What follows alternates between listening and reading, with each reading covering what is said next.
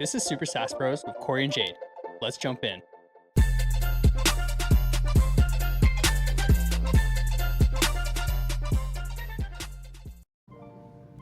Hey, dude.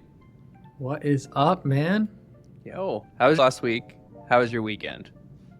My week was, you know what? It was good. I'd give it like a solid 6 out of 10. I think some things were really good, and then I think some things were just like banging my head against the wall. And a lot of the reason was because some of these projects, one in specific, I just don't think like the technology's there yet. Like I know we're so advanced with AI, but right now, this specific project, there's a lot of restrictions around it. So in order to deliver the right project and bring forth the most amount of value, you're trying to, I wouldn't say bypass these restrictions, but how do you make the client happy and at the same time deliver the best thing when there's these restrictions? Yeah, so I was thinking about this a lot because we were chatting a bit over the weekend as you were working through this project itself. There's a lot of stuff around data privacy and all that jazz, right? But I was thinking about it. The technology doesn't exist because of these restrictions, right? So I'm like, how much more technology doesn't exist because of restrictions? So it led me down an interesting path, and I was just like, are we limiting? Now I see when people talk about laws and bylaws and rules and legislation and regulations, how that can like stifle innovation, because this is a perfect example. If we were able to have more access, it was a bit more free, then this technology probably would already exist. And we wouldn't be banging our head, or you specifically wouldn't be banging your heads about how to work around it, work with it, with what we currently have. So I don't know any other examples of where this actually exists right now, but I'm sure it exists out there, and it's just something that kind of came to my mind. Yeah. And then I think it's a fascinating question, and it just becomes like a communication problem and a conversation and relationship problem. It's not really a problem, but like navigating that, right? So there's like the business itself, which is like selling and delivering and building a really cool product. But then when you have restrictions or certain things that you can't deliver because you couldn't foresee them, which happens all the time, now it's on you to communicate that to the client and then try and work around to try and find out a solution that is viable and makes them happy, right? Yeah. So Absolutely. I'm very, and I know you know this about me, but I'm very much of the mindset of dive in and then you'll learn how to swim. So I just, yes, we can do it. We will figure it out. And I have no doubt that we'll still figure it out. But in doing so, because I'm so focused on one, building the relationship, and two, just building something cool that I've never built before, right? Like, that's what excites me. So I'm like, I've never built this before. I want to learn how to build it. I'm going to build it. And we'll figure it out later. Yep. But then that obviously runs the risk, which is what's happening right now, which is shoot, now there's like this wall that you hit. So how do you navigate that wall? And I was talking to one of our best friends, Nick, and he was like, the best thing you can do, man, is just be honest about what you're facing, because the client will respect you more. That you're just being honest and being authentic and showing what you're able to do and what you can't do and why you can't do it. Because there's probably no reason technically why you can't do something with all the resources out there. But when you start hitting these legal limitations, that's when you start running a risk of, causing problems. It's good to be honest. And so I know you like to dive head first into getting stuff done, making relationships and building stuff. I'm trying to get better at that. But you've known me for a while too, and I'm one that like loves to prepare. I love to plan. I'm just learning that you can't prepare and plan for everything, so just fuck it, just go for it. But this is where I struggle sometimes with our line of work, is when I'm talking to potential client about projects and things that can be done and potentially done and all this stuff. I don't want to overpromise and underdeliver, right? Sometimes I'm saying stuff and I'm like, I'm pretty sure this is possible, or I know theoretically it's possible, but then we don't know if there's legal limitations, what kind of barriers you're going to run into. And so that's where I always struggle. I'm like, I hate having to have that conversation with them, but I guess it's better than not taking on a project at all, not learning anything new, and not building that relationship. Yeah, and I think it's a balance, right? And I think that's why we complement each other so well. And the balance is just not like at a granular level promising something, but it's just language at this point, which is like what language you convey to the client to show them that you will deliver something of value to them. with them understanding, having the expectations that there will always be hiccups that are along the way, and we'll always address those and be honest with you on what we see. Yeah, absolutely. So this is a good first trial, but sounds like you've had some breakthroughs on the project that we've been working on. So that's good. Yeah. And I just got to keep pushing through, dude. Totally. Yeah. How was your week? Week was good. I feel like I'm still dealing with the struggle of the skill of sales. My God, man, I'm doing my best. But the same thing I talked about in our last podcast or 2 podcasts ago, whatever it was, about the pains of learning a new skill. I feel like I'm still lingering with it, but like the week was fine. Like I talked to some great people. I sent out a bunch of proposals for some cool projects, which is fantastic. But it's just getting people over the line. It's beyond just wanting to take these projects on because they're cool. It's just awesome to work with some of these people, and we just want to work with them. That's essentially it, right? But sometimes it's hard to convince them to work with us, like why us versus anyone else, right? And I think that's sometimes the question that they're asking themselves behind the scenes when I'm not in front of them in a call. And so now I'm spending more time reviewing some of my calls that I've done, where I think up until this point I haven't finished a call. And then I just think about it. I'm like, cool, I think that went okay. All this stuff, I take the action items away from it, do what I need to do, and keep moving forward. Yeah. But I haven't had time to I haven't made the time to review like my calls, because a lot of the calls I do, my sales calls, that's essentially most of my work so far, right? So I'm like, I should review my work and see what I'm doing right and doing wrong. So that's actually what I'm spending most of my time this week doing, is trying to carve some time out for me to review we'll call it my successful calls, and then I'm going to frame them as like my bad calls. They didn't, I would say good on you for being proactive about that, and really and being self-aware too, right? Yeah. I think a lot of the times, and I think we said this in our last call too, is like ego is the enemy almost. Yeah. Like you got to try and just get by that. And I'm like that a lot when I'm coding. It almost feels like for me, when I have someone tell me, hey, this broke, or hey, I tried this and this isn't working. And when I first started coding, I would almost blame them. I'd be like, dude, it worked on my laptop, so I don't know what's wrong with your machine. You got to go and get it checked out or something. Yeah, dumbass. Yeah. And then as I just like grew my career, I have this optimistic mindset now, because I'm so stoked that they're actually using what I built, and it's inevitable that bugs are going to happen. And what's made me so confident in that is some of the biggest platforms out there are buggy, right? That you're using. Yeah. So, and they've got millions of dollars behind them and a big team behind them. So for me, like, I find confidence in the fact that, one, they're using it, and two, this is inevitable. So great, tell me what happened, what's wrong with it, and then I'll go in and fix it, right? Because you can't really see what they're doing and how they're using it. You can try and think of every edge case, and I think similar to you is you don't know the conversations they're having behind the scenes and what the conversations they're having with the team, but you're able to see how the call went. You can only work with all the information you know at that time, right? I feel like we said this too, but you can only work with the information that you know at the time, and then learn from it and be proactive on how to be better at it, right? Yeah, and sometimes it's not the developer, sometimes it's not the sales guy, sometimes it's just timing, value, right? Sometimes there's no other reason than there's just no reason as to why something didn't happen. But yeah, I've tried a bunch of different methods in all my sales calls so far. So I'm just going to spend some time just reviewing them all and just being like, what got me the closest, what's gotten people as close to the finish line as possible, and just try to repeat those. So I'm going to try not to spend too much time on the ones that were, led to nothing at all, or I felt were just bad, because there's something to learn there for sure, but I'm at a point where I need to just double down on the things that were working and improve to get people over the line. And then when we get past the point of, hey, we found some success, some results, then we can refine the mistakes along the way, right? Really? But yeah. So anyways, that's what I'm going to do. So the week's been okay, I guess, is what I was trying to say, but still just trying to push forward a little bit. Yeah.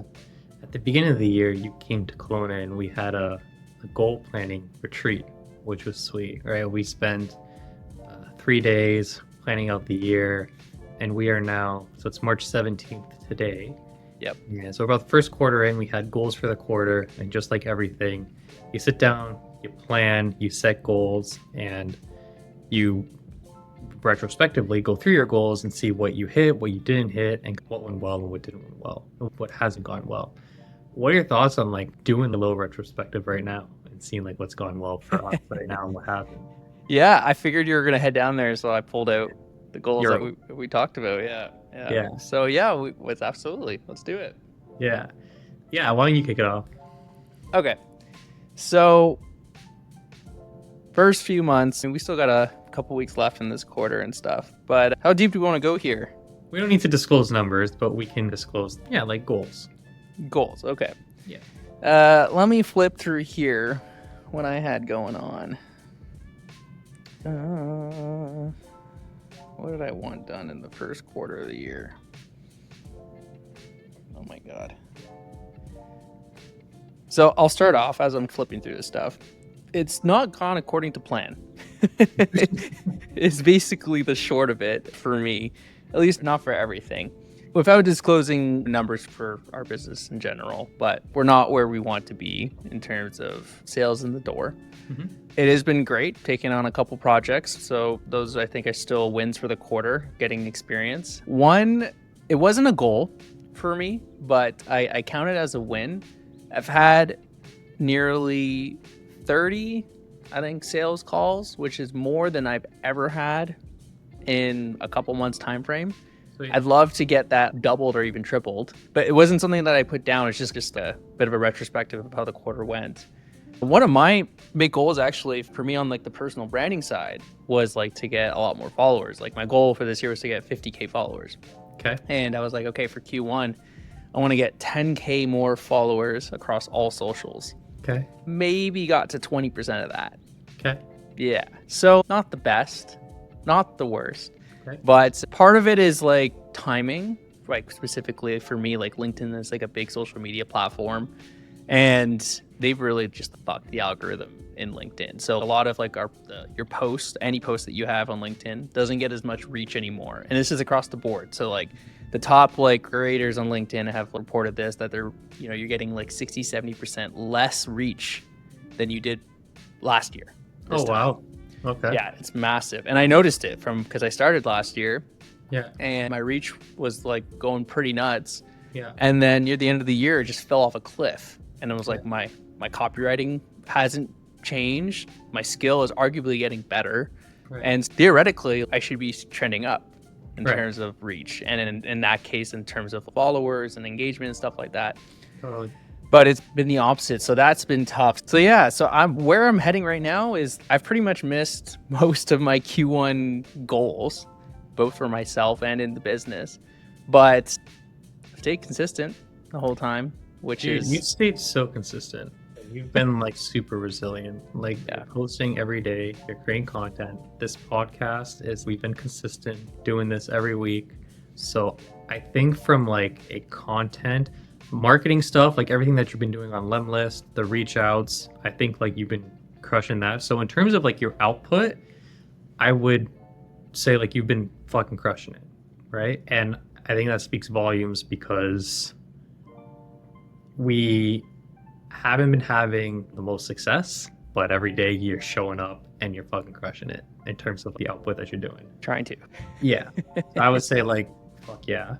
I think like setting goals is super important because it like shows what your frame of reference is at the point at the very start to see like, here's what's possible and I think is what's reachable. Mm-hmm. And then time goes by so quick, right? And then you're like, holy shit, like, I've hit 20%, but you've also like, you hit 20% of 10K, which is like nuts. Because I think that's still incredible. And everything is relative. So fuck yeah, Q1, sales sucked. Everything else I think was a success. So yeah, that's what I would say to that. I would say from me, go ahead, sorry. Sorry, I was gonna say before you go to you, and always a reminder too, I always try to remind myself to compare myself to like where I was this point last year. So Q1 last year, I was still working a corporate job. right? Right. And I didn't have sales calls, didn't have any of this stuff. So compare this past 2.5 months to last year's this time, like night and day, right? Night and day. Night and day. So I'll continue doing this and continue trying to push for those results. But yeah, anyways, so there's a silver lining in all of the not success parts of the quarter, but yeah, I think still a lot of huge wins anyways. Yeah, it's like the whole learn not earn type of state. I feel like we almost inevitably fell into, right? And we did at the end of last year as well with all the micro SaaS stuff. Yeah. Which I think is another win. Like I was going through all the micro SaaS stuff last week. Yeah. And we had some traction on some. We had people reaching out on wanting to book demos and sign up to some. So I think those are like huge wins. Dividends are, I would say, there. They're there. They're not like paying yet, but they're there. Yeah, I think that's really good. I think for me, so a lot of what I learned, some of the goals that I've set actually, I'll start with that, was like, yeah, so where we are right now, I was hoping that we would probably be at the end of this quarter. Yeah. And that's just not the case. But at the same time, I think one of these projects that we're taking on could potentially push the business very far, possibly. Yeah. So it might not look pretty today, but it might look pretty in Q4 or next year. So I think that's a big win. Another big win, I think, is like the learning. So we have dove into some tech that is super new, that is like months old, and we are like paving the path on what's possible in terms of like production ready products that we are delivering that just doesn't exist yet. So that's also really cool. And then relationships too. I think some of the relationships that you've been making, these founders dinners that you've been going to, these calls that you've been having, we're also seeing what the market wants with AI. I think coming into this back in January is like, if you think about it, our ICP, if you guys remember, was marketing agencies to January. Yeah. And we believe marketing agencies was our ICP because we had proof that from our personal network, we knew some marketing agencies where their clients needed technology. So we're like, okay, so the proof is in the pudding here. Let's start targeting marketing agencies and see what their clients need. And then we learned halfway through the quarter that it's probably not a great idea because we are now relying on them to tell us their customers' problems and not them specifically. So you said it best one day, like a two-step.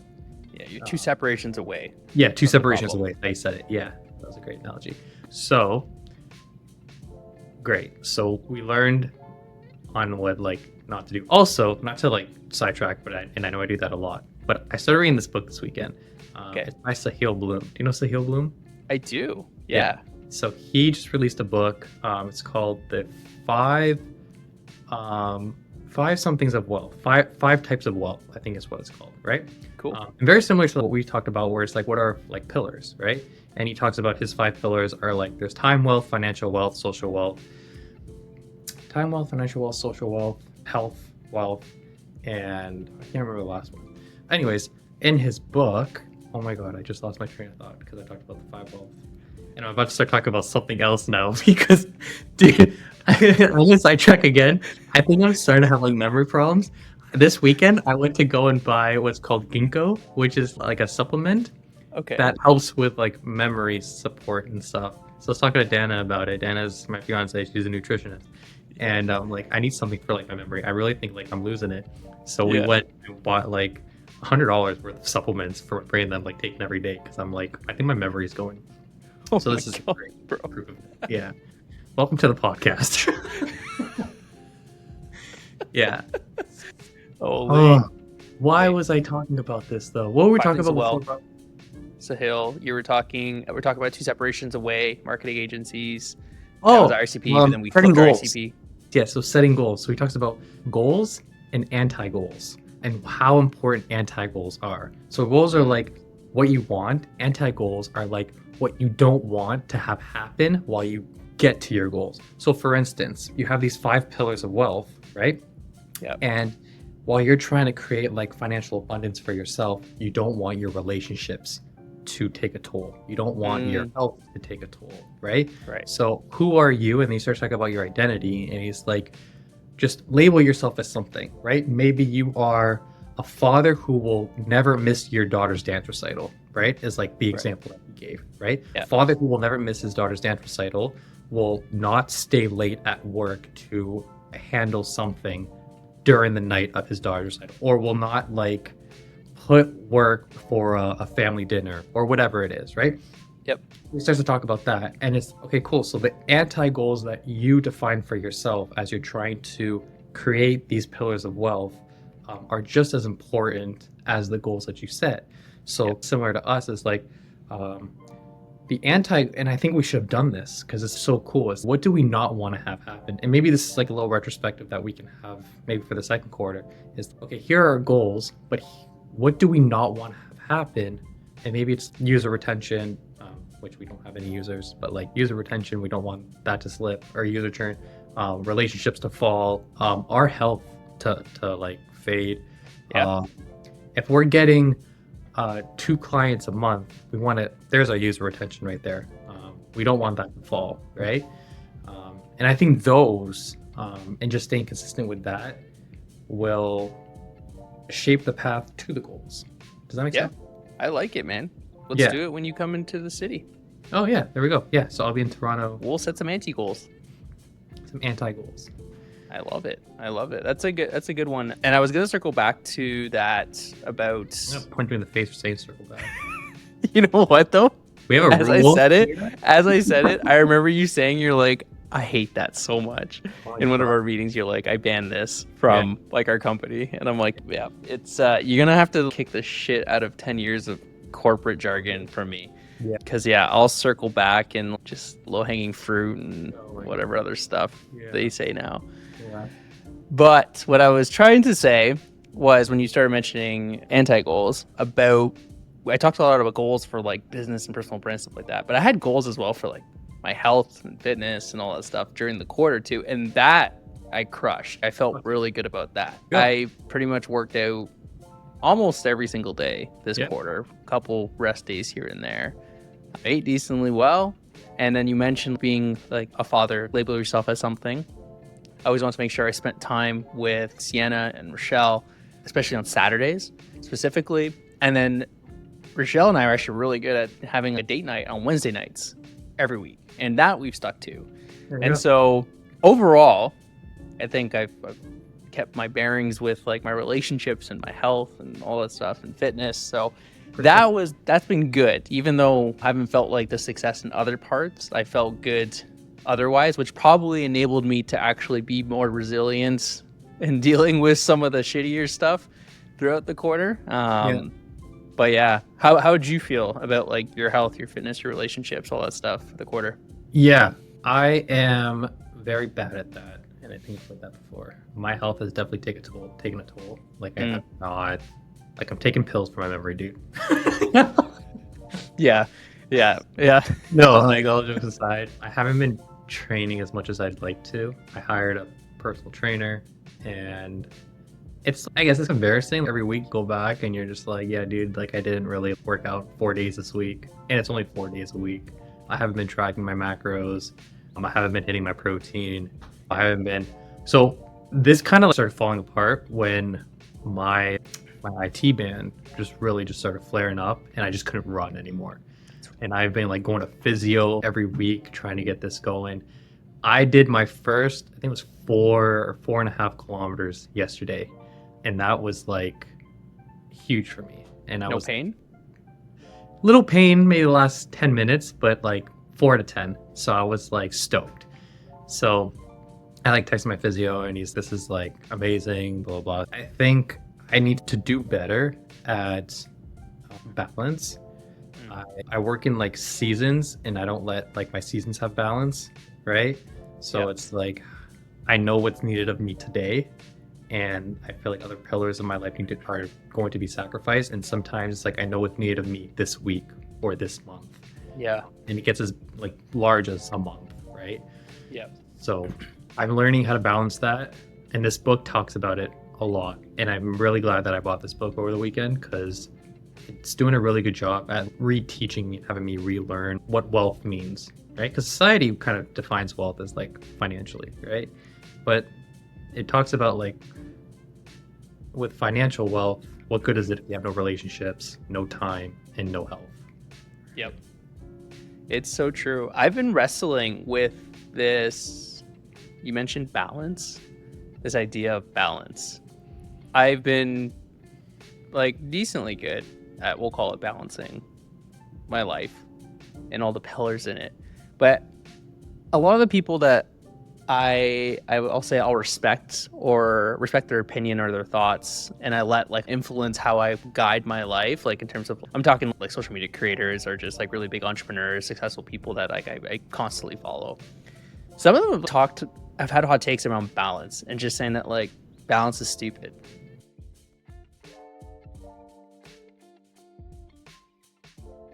You don't need balance if you want to be great, type of deal, right? And so I've been trying to think about how I feel truly about having balance in my life.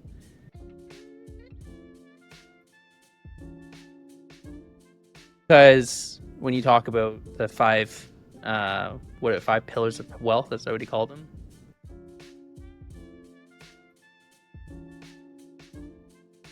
Like I have high expectations for each of those pillars.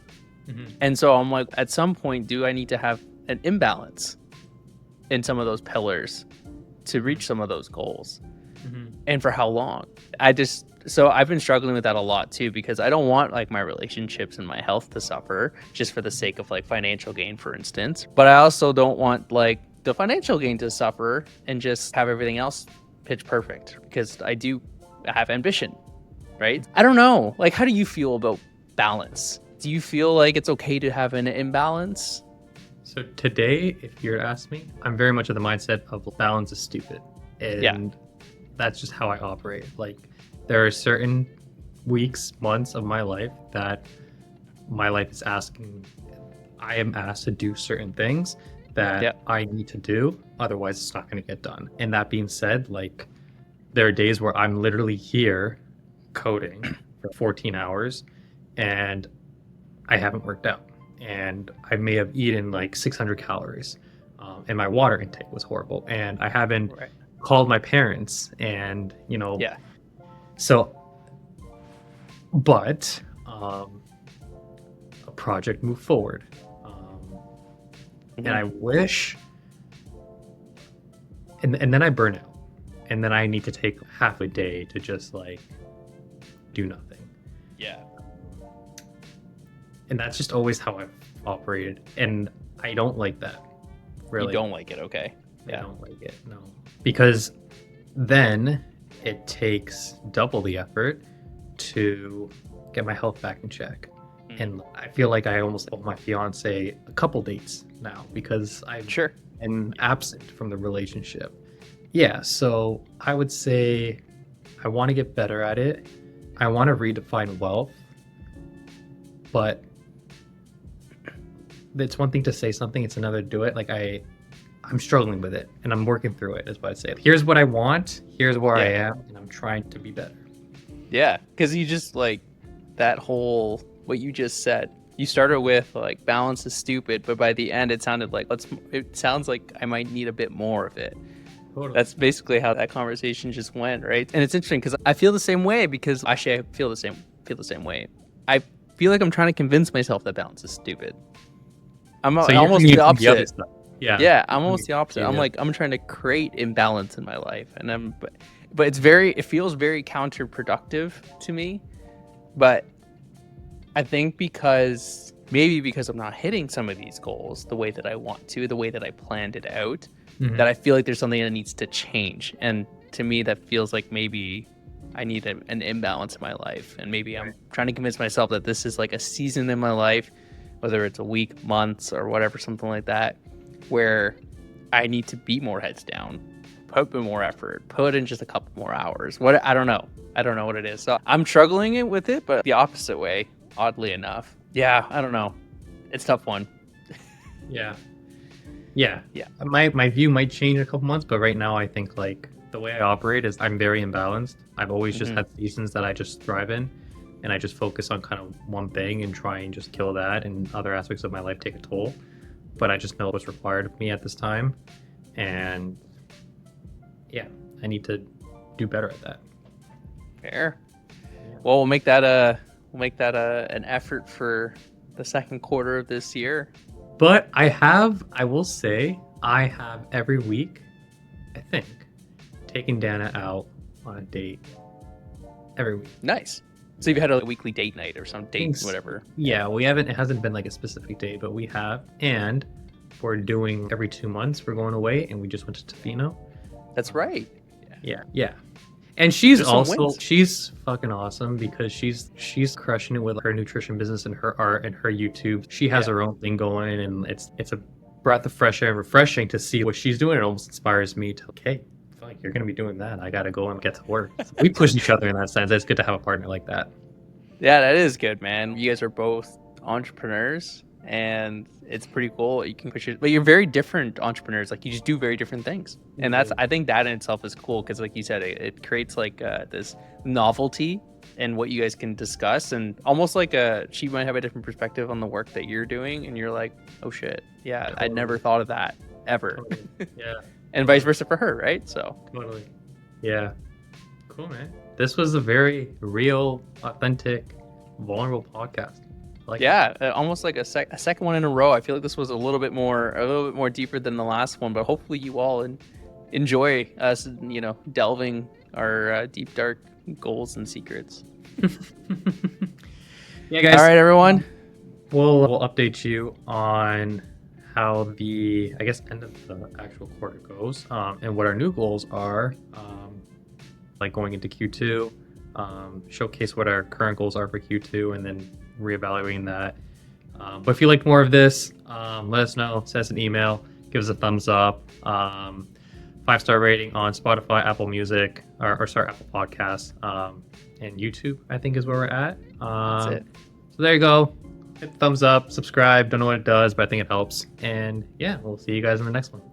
See. Thank you for listening to another episode of Super SaaS Bros with Cory and Jayde. We'll see you next time.